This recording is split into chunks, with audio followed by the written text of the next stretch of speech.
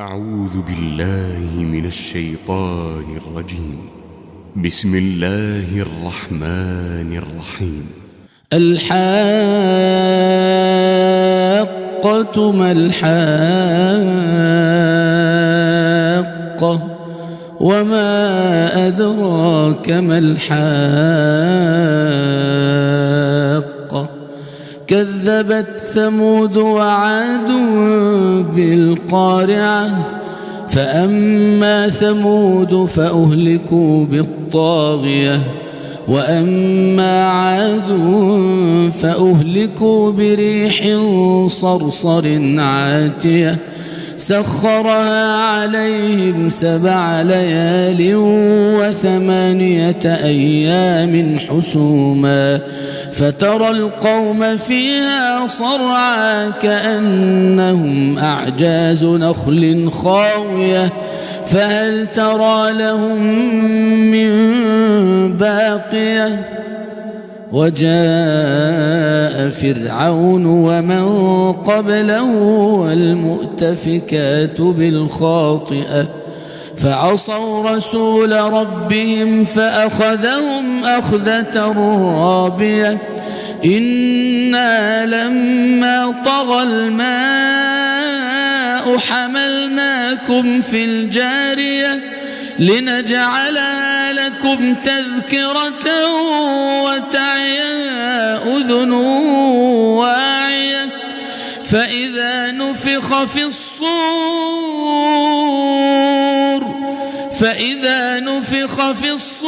نفخة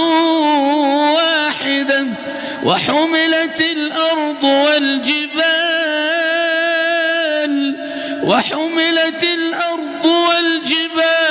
فدكتا دكة واحدة فيومئذ وقعت الواقعة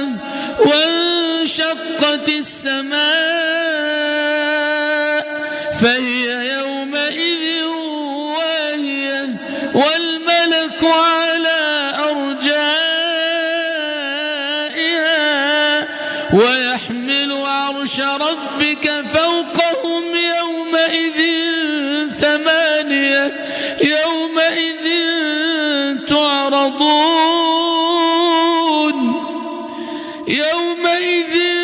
تعرضون لا تخفى منكم خافية يومئذ تعرضون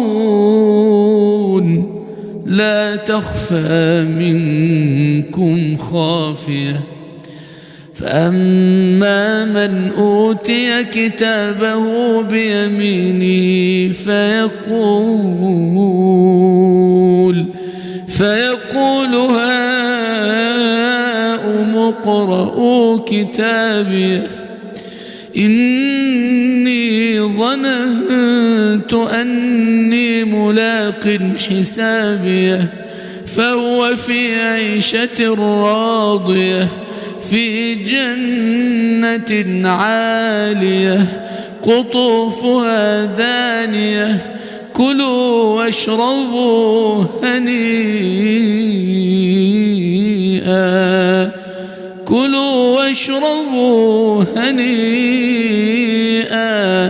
هنيئا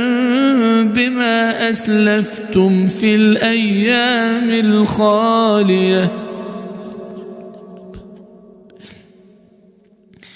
وأما من أوتي كتابه بشماله فيقول يا ليتني لم أوت كتابيه ولم أدر ما حسابيه يا ليتها كانت القاضية ما أغنى عني ماليه هلك عني سلطانيه خذوه فغلوه ثم الجحيم صلوه ثم في سلسلة ذرعها 70 ذراعا ثم ثم في سلسلة ذرعها 70 ذراعا فاسلكوه إنه كان لا يؤمن بالله العظيم ولا يحض على طعام المسكين فليس له اليوم هاهنا حميم ولا طعام إلا من غسلين لا يأكله إلا الخاطئون فلا أقسم بما تبصرون وما لا تبصرون إنه لقول رسول كريم وما هو بقول شاعر قليلا ما تؤمنون ولا بقول كاهن قليلا ما تذكرون تنزيل من رب العالمين ولو تقول علينا بعض الأقاويل لأخذنا منه باليمين ثم لقطعنا منه الوتين فما منكم من أحد عنه حاجزين وإنه لتذكرة للمتقين وإنا لنعلم أن منكم مكذبين وإنه لحسرة على الكافرين